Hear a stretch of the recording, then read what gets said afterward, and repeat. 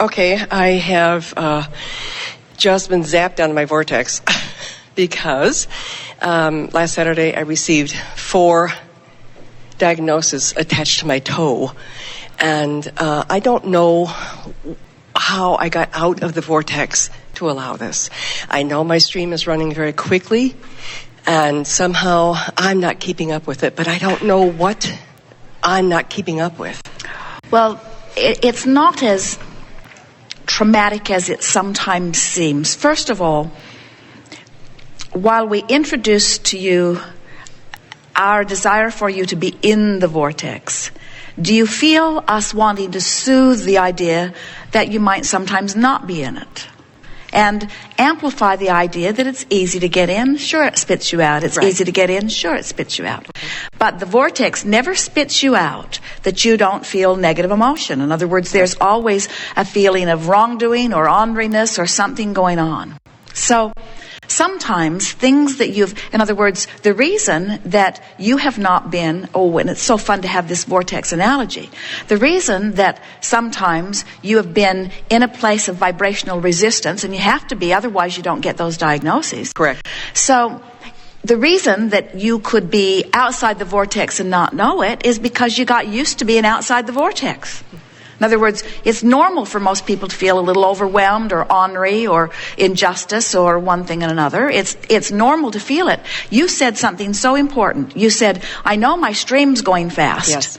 So, and it's the comparative thing, isn't it, that makes the resistance stronger. If you hadn't lived enough life that made your stream go faster, if the vortex were not calling you in a strong way, then you not going wouldn't be a problem. So, all you have to ask yourself, and for you, these are the words we would put to you to sort of trigger your awareness of what it might be. Okay. What am I usually ornery about? What am I usually ornery about? What is it? Money. So, it's not hard. Anything else? I really am pretty happy. My business is growing exponentially, and of course I listen to you every day. I have no real... Can't be that.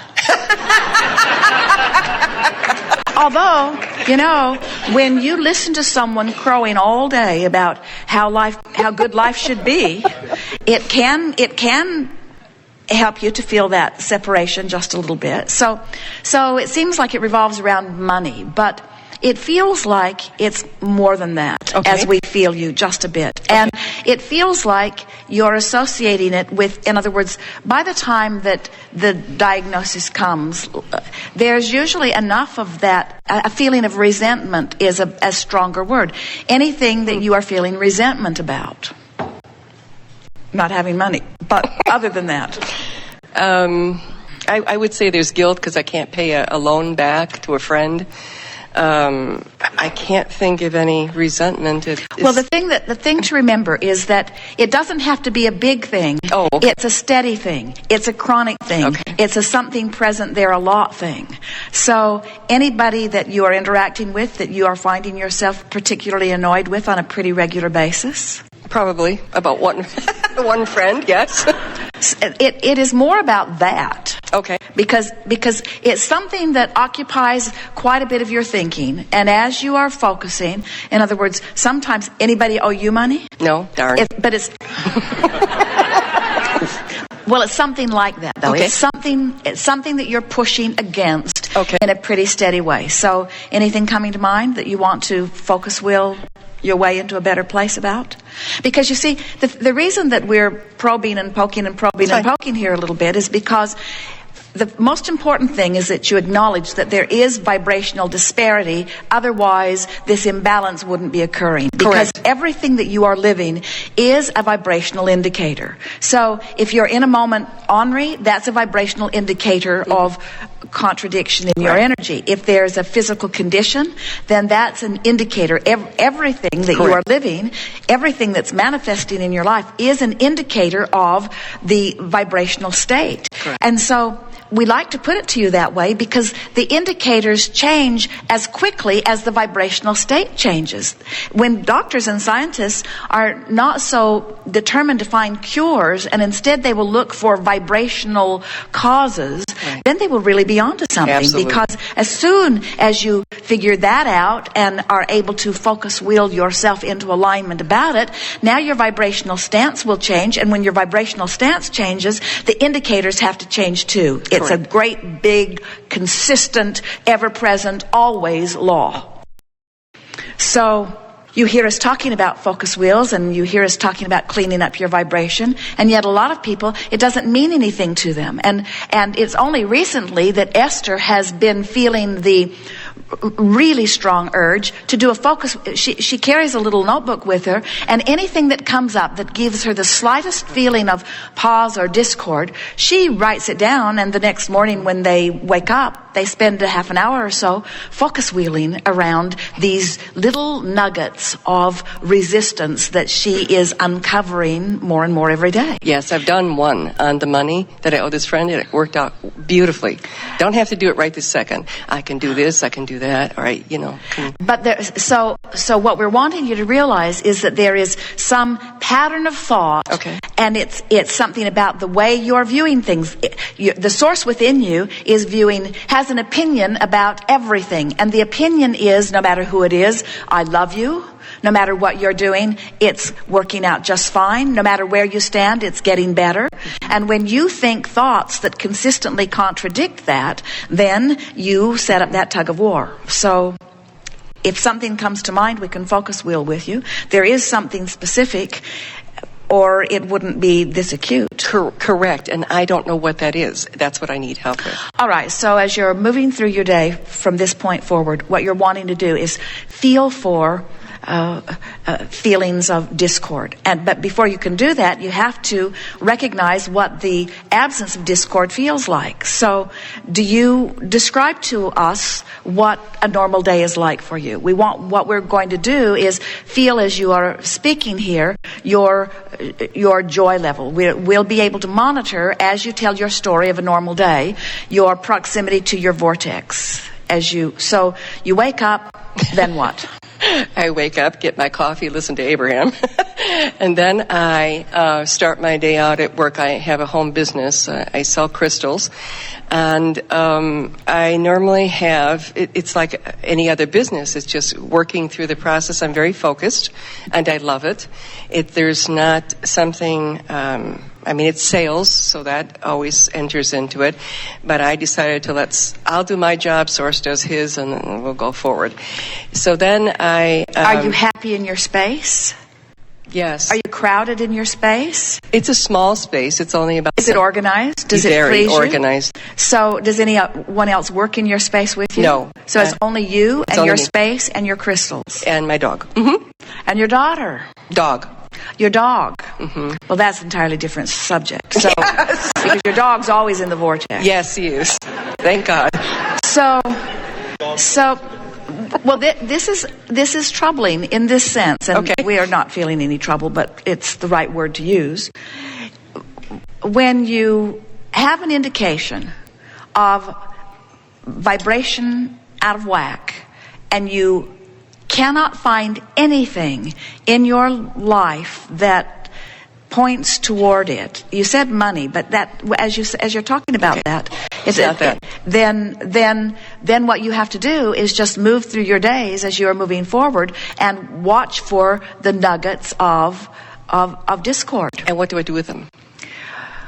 Well, once you find one, once you are aware of it, then you talk about it until you feel relief around it. Okay. But there's something else going on here, and it's really a good thing to talk about, and that is, you see, someone who is commonly in the vortex feels it acutely when they step outside. Yes.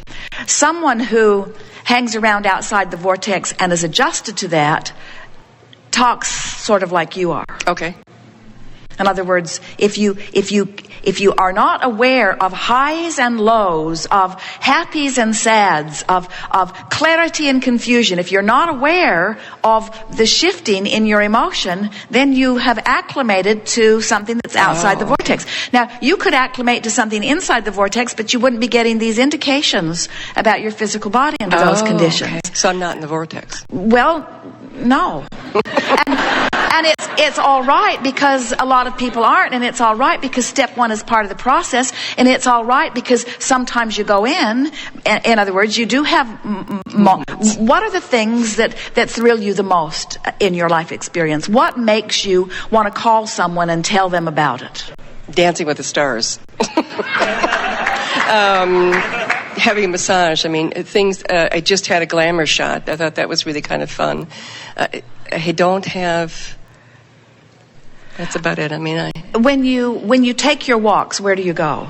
Around the block. And what do you see? And does it give you a lift? Do you feel better after the walk than absolutely. before? Absolutely. And do you walk alone with your my dog? And do you have conversations? No, I usually don't. So, can you sort of feel what we're getting at here? In other words, and don't feel bad about it because a lot of people have just adjusted. It's what humans call coping. It's like facing reality and accepting what is, and there are good aspects to that because in the accepting of what is, you don't make your resistance spike in any way, but it's clear that you have things in your vortex that are calling you that you're not allowing yourself to move toward on a steady basis, but you're not really aware that you're not moving toward it. And correct. So this is a wonderful example. We've been saying this for a while. We say, if you've got some resistance going on and you don't know it, so you don't do anything about it, don't worry, it will get bigger. It did. And if you still don't notice, don't worry, it will get bigger. And so all you want to say about this is, well, isn't this nice? My resistance got big enough that my indicator showed up. So now what's a new intention that is born out of this? I would like my indicator to be more active before I have a manifestation that is unpleasing.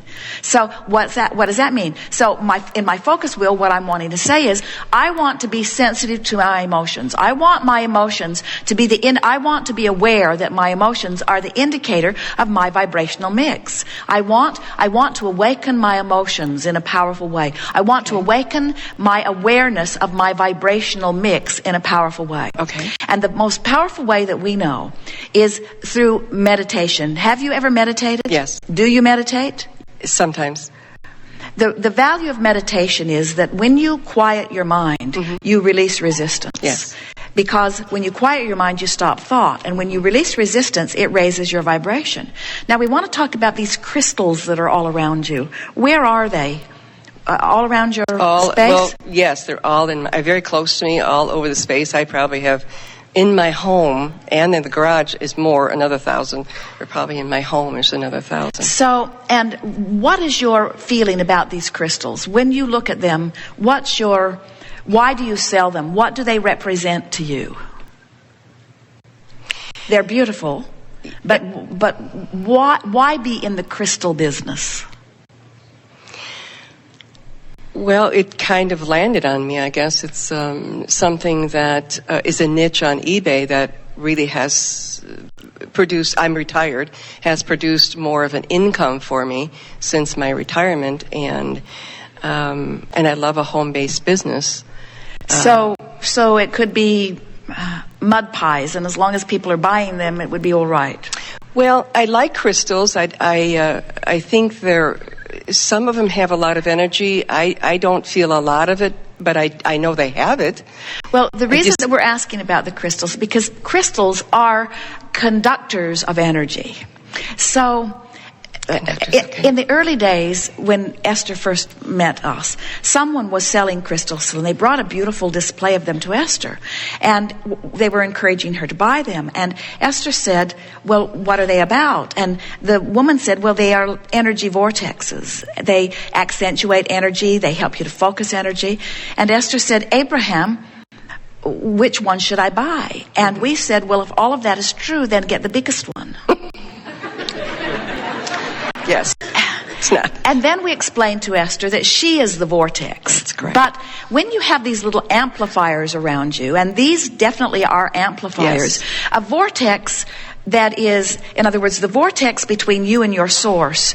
We're talking all day, every day about controlling your vibration that allows your access to this vortex of energy. And when you get crossways of this vortex of energy, the amplification of it gives you the signal of negative emotions. So when you are surrounded by these amplifiers of energy, what's happened is you've acclimated, but it's sort of shorted out isn't the right word, but it has made you sort of oblivious to your emotions.